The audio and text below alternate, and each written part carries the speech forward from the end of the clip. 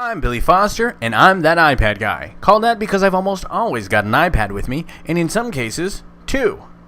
This week, it's all about the droid you've been looking for.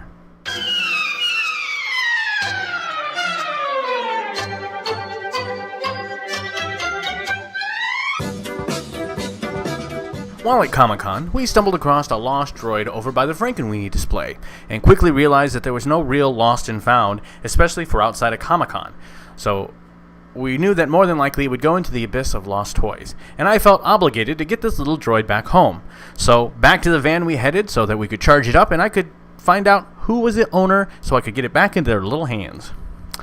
And it's a good thing I had my handy Sparq and a micro USB cable, so I was able to get it going pretty quick, and I learned just how much I don't know about the different droid interfaces as I watched the charge climb to 15% and still couldn't see any kind of interface. But of course, I then realized that it was because while it was charging, it wasn't on. So after powering up the droid and stumbling through trying to find the text messages, I was able to find out who the last few people were that they communicated with. I was a little worried when I realized that the area code for the phone was Wisconsin. I figured it might have been someone who came into town for the convention, and I just hoped that they hadn't left the San Diego area yet.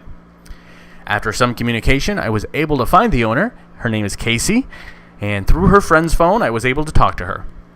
Come to find out, she's in the Navy, currently living on a ship, and there was no way for me to get the phone mailed back to her.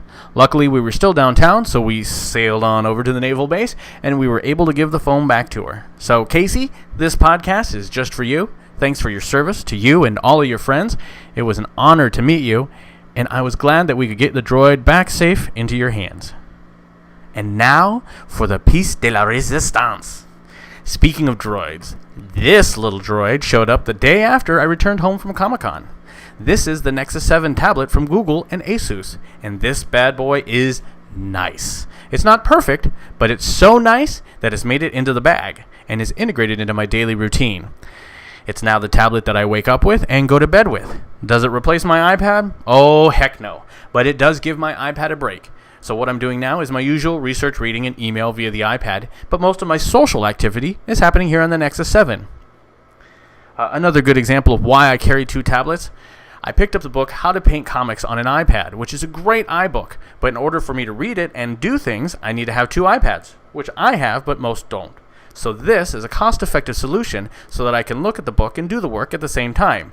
And because of the great single-handed form factor of the Nexus 7, I find myself doodling on it more often than I do my iPad.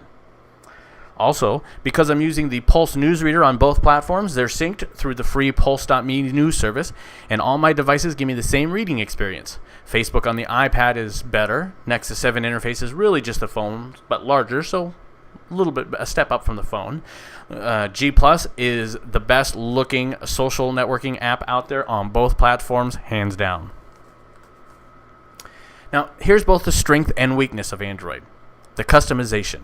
You don't like that the default launcher doesn't go horizontal? No problem. There's an app for that, and you can even load that onto the Nexus without having to actually hack the device. This opens up Android into letting you make the device look and feel how you want, which is great for someone like me or someone who wants to create like a heads-up display on a panel without having to write any kind of programming for it. For example, on the Nexus 7, let me open it up here. It does that through face recognition. I have multiple screens. And this is my primary screen. It has icons for the applications that I access most often. And when I swipe to the right, it moves the interface to the left. And you'll see that I've got it populated with a Facebook widget and two Twitter ones. The top Twitter box shows that any tweets that mention my name. And the other shows my latest feeds from Twitter. And, of course, the Facebook widget also gives me my Facebook feed. To do something like this on iOS, I'd have to either jump to each application or I'd have to rely on a third-party app to try and pull it all together. And if I wasn't happy with the interface or if I wanted to make sure I had my logo in there, I'd have to build it myself. But openness has its drawbacks. Every app that goes into the Apple Store gets vetted by Apple. This means that they have to conform to a certain standard and only have access to certain things, where in an open environment, all bets are off, and it's up to the user to be educated on what it is that they're doing and loading into the system.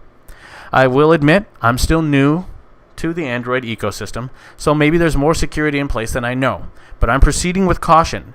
The Nexus 7 gets the buy recommendation from that iPad guy with this word of caution. While I'm digging the Nexus 7, I'm limiting what I put on it. I'm still heavily invested into iOS, and of course, it's where most of the major apps are. Ironically, Apple's iPhone and iOS is in the same positions that PCs were in the 90s, and Android is in the position of the Mac.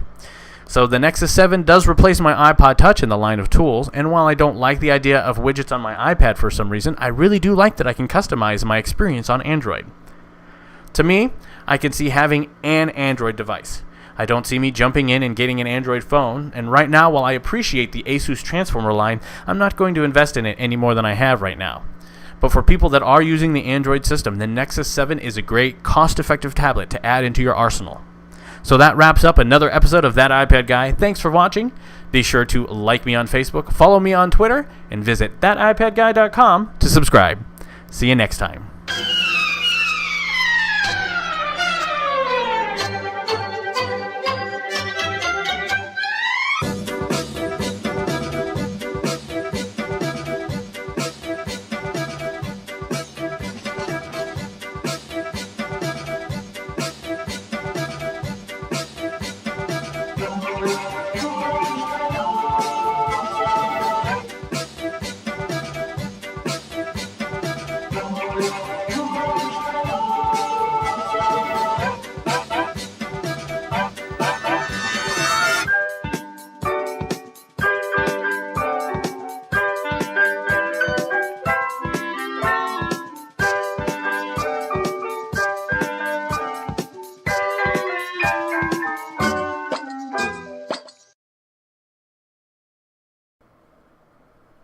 Did I do that?